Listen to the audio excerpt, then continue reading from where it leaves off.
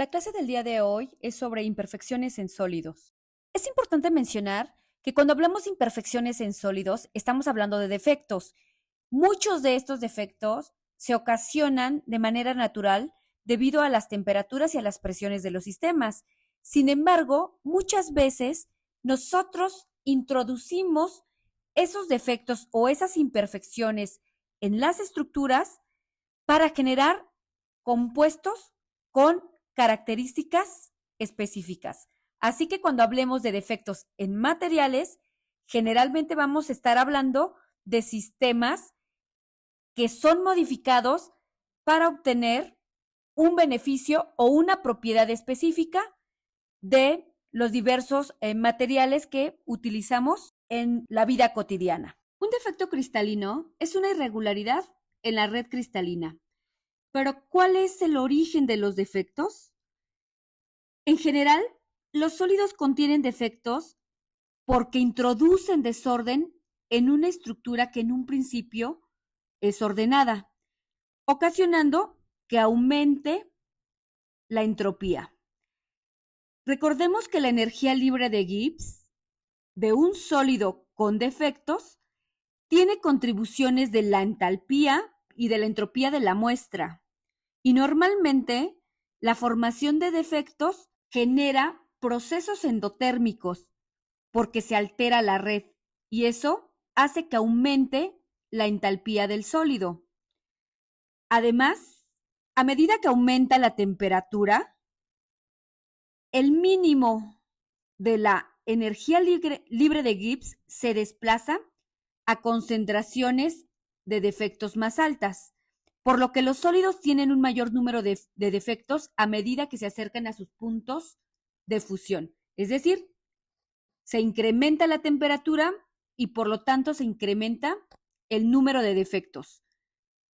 Así, la formación de los defectos es normalmente endotérmica, es decir, que requiere energía para que se generen, lo que ocasiona que se interrumpa la red y por lo tanto la entalpía del sólido aumenta.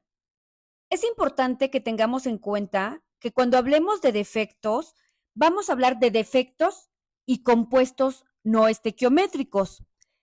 Dentro de estos tenemos los defectos intrínsecos que ocurren en sustancias puras y los defectos extrínsecos que se derivan de la presencia de impurezas. Es decir, en este caso, en los extrínsecos, se le adiciona un compuesto o un elemento perturbando la red y por lo tanto decimos que contiene impurezas, pero que son introducidas de manera predeterminada, mientras que los defectos intrínsecos se generan por algún proceso que se lleve a cabo con ese material, como altas presiones o altas temperaturas. Vamos a iniciar con los defectos puntuales y bueno, estos son errores aleatorios en una red periódica, como la ausencia de un átomo en un sitio habitual o la presencia de un átomo en un sitio que no está normalmente ocupado. Aquí tenemos dos ejemplos de eso, ausencia de un átomo y presencia de un átomo que interrumpen esa red. Vean qué sucede cuando hay ausencia de un átomo. Pareciera que la estructura se contrae porque los átomos que están rodeando esa vacante tratan de llenar ese espacio y eso ocasiona pues defectos en la estructura. Entonces, a la ausencia de un átomo, un ion o un catión, lo vamos a llamar como defectos tipo vacantes. Las vacantes generalmente se introducen en metales y aleaciones durante el proceso de solidificación a altas temperaturas o como consecuencia de daños por radiación. Las vacantes juegan un papel muy importante en la determinación de la velocidad a la que los átomos o iones se mueven o se difunden en un metal sólido. Y nosotros podemos calcular el número de vacantes a través de esta ecuación, en donde NB es el número de vacantes por centímetro cúbico, es decir, estamos hablando de un volumen. N es el número de átomos por centímetro cúbico. QB es la energía que se requiere para introducir una mol de vacantes. K es la constante de gas o la constante de Boltzmann. Aquí hay que ver qué unidades estamos utilizando y dependiendo de eso podemos utilizar un valor u otro. Y T, bueno, es la temperatura en Kelvin. La concentración de vacantes generalmente aumenta exponencialmente a medida que aumenta la temperatura, de acuerdo a esta ecuación. Es importante mencionar que dependiendo del libro que estén consultando, pueden encontrar la expresión para calcular el número de vacantes con N mayúscula o con N minúscula, pero es exactamente lo mismo. Vean que aquí en esta ecuación les ponen R en lugar de K, pero ya vimos que esa K puede ser la constante del gas o la constante de Boltzmann, ¿ok? Entonces, lo dejo aquí porque así lo van a encontrar en los diferentes libros. Otro tipo de defectos puntuales involucran a los átomos huéspedes que pueden existir en los compuestos cerámicos. Recordemos que los compuestos cerámicos son compuestos iónicos y pueden producirse dos tipos de defectos para cada tipo de ion. Por ejemplo, tenemos a la estructura del cloruro de sodio. Nosotros ya hemos descrito a esta estructura y decimos que la estructura es cúbica, centrada en las caras, con iones cloruros en las posiciones de la red cúbica centrada en las caras. Y los 4 sitios intersticiales octaédricos están ocupados por cationes sodio. En el cloruro de sodio, los sitios intersticiales pueden contener al sodio, también pueden contener cloruros o vacantes. Sin embargo, el anión es relativamente grande y para encajar en una posición intersticial pequeña, se deben introducir tensiones en los iones circundantes. Por ejemplo, vean esta estructura. Aquí estamos hablando de los sitios intersticiales que en un principio lo ocupan los sodios. Si hay algún defecto en la estructura y se mueve un ion cloruro en ese sitio, vean cómo va a distorsionar a la estructura y va a hacer que haya una tensión hacia los lados de los átomos vecinos de la posición que ahora está ocupando ese ion cloruro. Y hay una distorsión diferente a la que se da cuando se genera una vacante. Cuando hay una vacante, se observa una contracción y cuando hay un anión en una posición que es más pequeña de lo que es ese átomo, pues genera una distorsión, pero expandiéndose hacia los lados de donde se encuentra el átomo. Otra característica de los defectos puntuales es que en las estructuras estos defectos deben mantener las condiciones de electroneutralidad, sobre todo cuando estamos hablando de compuestos cerámicos o iónicos. Entonces, debido a esto, los defectos se deben de dar por pares. Por ejemplo, si hay una vacante aniónica, debe haber una vacante catiónica o puede haber otro par, una vacante catiónica y un catión intersticial, porque lo que sucedió cuando se tiene este par es que el catión dejó su lugar y ahora ocupa un sitio intersticial, pero el compuesto sigue siendo eléctricamente neutro. Debido a esto, es decir, debido a la electroneutralidad, los defectos en los cerámicos nunca se producen solos, se producen por pares y un defecto implica, por ejemplo, lo que ya mencionamos, una vacante catiónica y un catión intersticial o una vacante aniónica y una vacante catiónica. A los diferentes tipos de defectos puntuales se les nombra de acuerdo a los pares de defectos que se forman. Por ejemplo, el defecto de Frenkel es un par que está formado por un catión que abandona su posición y ahora se mueve a un sitio intersticial dejando atrás una vacante, como en el ejemplo anterior. Una vacante catiónica y un catión intersticial. Lo único que pasó es que ese catión se movió de su lugar dejando una vacante y se mueve a un lugar donde hay un espacio, es decir, sí o sí tiene que ser un sitio intersticial que esté vacío. Entonces, un defecto de Frenkel puede ocurrir en cerámicos, en metales y materiales con enlaces covalentes. Otro tipo de defectos puntuales es el defecto de Schottky, y este es exclusivo de compuestos iónicos o de cerámicos. Este defecto se genera cuando se producen vacantes catión y anión, y se da por la extracción de un catión y un anión del interior del cristal y su colocación posterior en una superficie extra. Nuevamente, vean que se remueve un anión y un catión, dejando al sistema eléctricamente neutro y generando dos sitios vacantes. Entonces, recapitulemos un poquito. Hemos visto hasta el momento defectos puntuales tipo vacantes y defectos tipo Frenkel y Schottky. Dijimos que un defecto Frenkel es cuando se mueve un catión y deja una vacante y ese catión se mueve a un sitio intersticial. Por otro lado, tenemos a los defectos de Schottky, en los cuales se remueve tanto un anión como un catión hacia la superficie del material, dejando dos vacantes. Entonces, Frenkel deja una sola vacante, Schottky deja dos vacantes.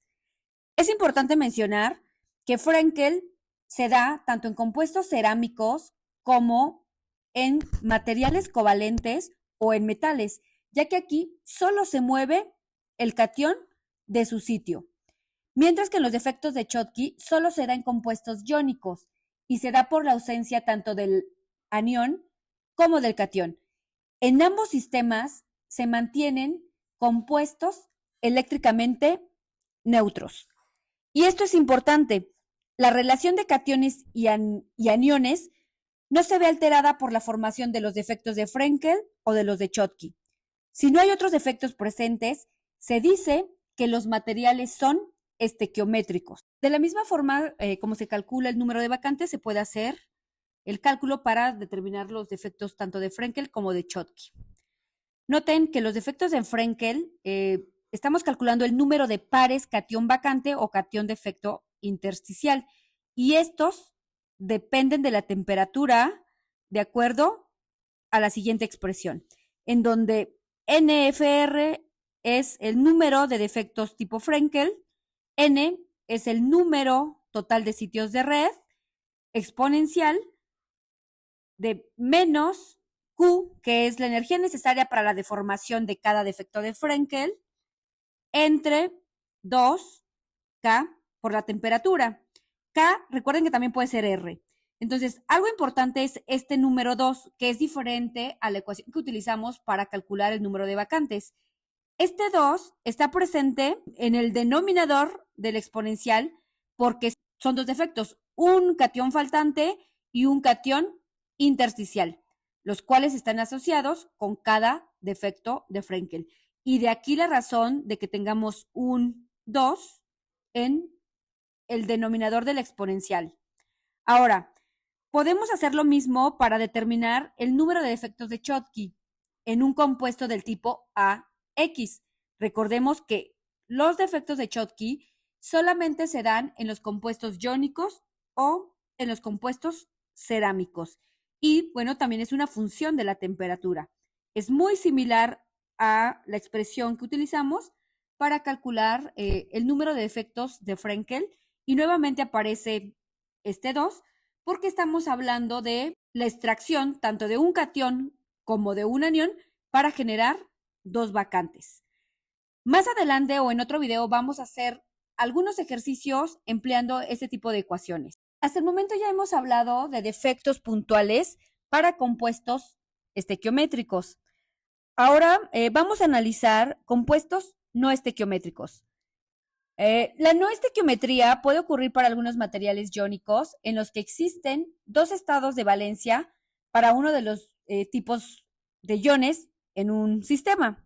Por ejemplo, en la ferrita o magnetita, que está constituida por hierro y por oxígeno, con fórmula hierro 1 menos X oxígeno. El óxido de hierro no es estequiométrico porque el hierro puede estar presente en dos estados de oxidación, estado de oxidación 2 y estado de oxidación 3 más.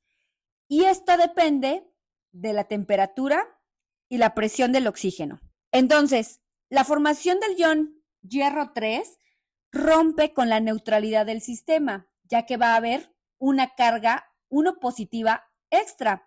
Recordemos que el oxígeno tiene una carga 2 menos. Esta carga positiva debe ser compensada por la formación de una vacante de hierro 2 más o por cada 2 iones de hierro 3 más que se forman. Así, el cristal es no estequiométrico porque hay un ion más de oxígeno que de hierro. Sin embargo, el cristal permanece eléctricamente neutro. Entonces, estamos hablando de estequiometría, no de cargas. Todos los defectos que se dan en los materiales deben de conservar sistemas eléctricamente neutros, pero no necesariamente estequiométricos. Los defectos no estequiométricos también se dan cuando un catión divalente reemplaza a un catión monovalente. Cuando esto sucede, un segundo catión monovalente debe salir de la estructura y por lo tanto vean que se va a generar una vacante. Así, en los sólidos iónicos, cuando se introducen defectos puntuales, se deben de cumplir las siguientes reglas. Se debe mantener un equilibrio de carga y el material cristalino debe de ser eléctricamente neutro. Se debe mantener un balance de masa y se deben de conservar el número de sitios cristalográficos. Ahora revisemos las impurezas en las soluciones sólidas. Así como existen soluciones o disoluciones líquidas o en fase gaseosa, también existen disoluciones en fase sólida. Y el disolvente va a ser el elemento o compuesto que está presente en mayor cantidad. En muchas ocasiones, los átomos de disolvente también se les denomina átomos huéspedes. Y por lo tanto, el soluto será el elemento o el compuesto que está presente en una concentración menor. Una disolución sólida se forma cuando los átomos de soluto se añaden al material huésped y la estructura cristalina se mantiene, es decir, no se forman nuevas estructuras. Si se forma una nueva estructura cuando se añade un compuesto o un dopante, entonces estamos hablando de diferentes fases y por lo tanto no se genera una disolución. Los defectos que existen en las soluciones sólidas se les conoce como defectos de sustitución o defectos intersticiales. Iniciemos con los defectos de sustitución. En este tipo de defectos, los átomos de soluto o impurezas reemplazan a los átomos huéspedes y los defectos de sustitución entonces perturban al cristal. El defecto de sustitución puede introducirse como una impureza o como una adición de aleación deliberada. Y una vez que se introduce esta impureza, el número de defectos es relativamente independiente de la temperatura. En este caso, noten que esa impureza que se introdujo es mucho más grande que los átomos que forman la estructura cristalina y por lo tanto perturba al sistema. Pero también se pueden agregar impurezas que sean mucho más pequeñas que los átomos que forman la estructura. Vean que sucede algo similar a lo que pasa cuando se generan las vacantes. Al ser más pequeñito este átomo, la estructura se contrae para tratar de llenar ese espacio que está sobrando. Algunos ejemplos de disoluciones o de defectos de sustitución que se llevan a cabo de manera general es la incorporación de dopantes como fósforo o boro en el silicio. ¿Se acuerdan cuando hablábamos del material del laboratorio y decíamos que es Pyrex, en donde Pyrex es la marca? y hablábamos de óxido de silicio, vidrio común, dopado con boro. Cuando se introduce el boro a esta estructura, decimos que lo estamos dopando. Esto ocasiona que se deforme la estructura, haciendo que sea mucho más estable a altas y bajas temperaturas. Por eso, en el laboratorio necesitamos de sistemas que resistan altas y bajas temperaturas y no se vayan a quebrar, como lo que puede ocurrir con el vidrio convencional. En los defectos de sustitución, existen características de los átomos de soluto y del disolvente que determinan el grado de disolución. Y estas son las siguientes. Una es el factor de tamaño atómico. Cantidades apreciables de un soluto pueden acomodarse en este tipo de solución sólida solo cuando la diferencia en los radios atómicos entre los dos tipos de átomos es menor al 15%. De lo contrario, los átomos del soluto van a crear distorsiones de red sustanciales y se va a formar una nueva fase. Y número 2, la estructura cristalina. Para una solubilidad sólida apreciable, las estructuras cristalinas de los materiales de ambos tipos de átomos deben ser las mismas. Entonces, sí necesitamos verificar el tamaño del átomo que va a crear un defecto de sustitución para ver que no se nos forme una estructura diferente a la que tenemos en un inicio.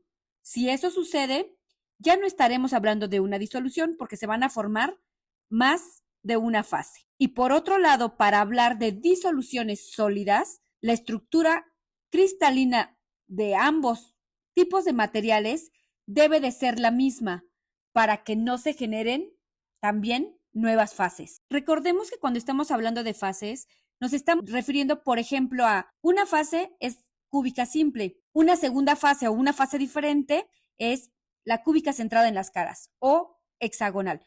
Una fase se refiere a un sistema cristalino. Hago esta aclaración porque a lo mejor no hemos definido qué es una fase. Otra característica es la electronegatividad.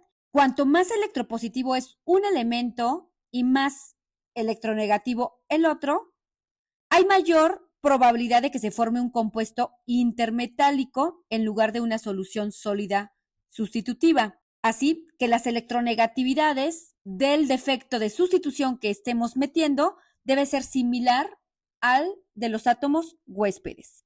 Y por otro lado están las valencias. Si otros factores son iguales, un metal tendrá una tendencia más fuerte a disolver otro metal de mayor valencia que uno de menor valencia. Y finalmente, hablemos de defectos intersticiales. Un defecto intersticial se forma cuando un átomo o un ion extra se inserta en la estructura del cristal en una posición normalmente desocupada, como en este ejemplo. Vean que en realidad estos son sitios intersticiales y no hay ningún átomo. Sin embargo, aquí se introduce un defecto en el sitio intersticial. En el caso de las soluciones sólidas intersticiales, los átomos de impurezas llenan los sitios intersticiales entre los átomos huéspedes y el diámetro atómico de una impureza intersticial debe ser sustancialmente menor que el de los átomos huéspedes. Normalmente, la máxima concentración permitida de átomos de impurezas intersticiales es menos del 10%. Vean cómo se observa una impureza que se encuentra en un sitio intersticial. Y con esto concluimos la clase de defectos. Recordemos que vimos vacantes, defectos de Frenkel, defectos de Schottky. Cuando estamos hablando de disoluciones sólidas, también hablamos de defectos intersticiales y de defectos de sustitución. En el siguiente video vamos a hacer algunos ejemplos en donde apliquemos tanto las definiciones como las diferentes fórmulas para poder calcular los diferentes tipos de defectos.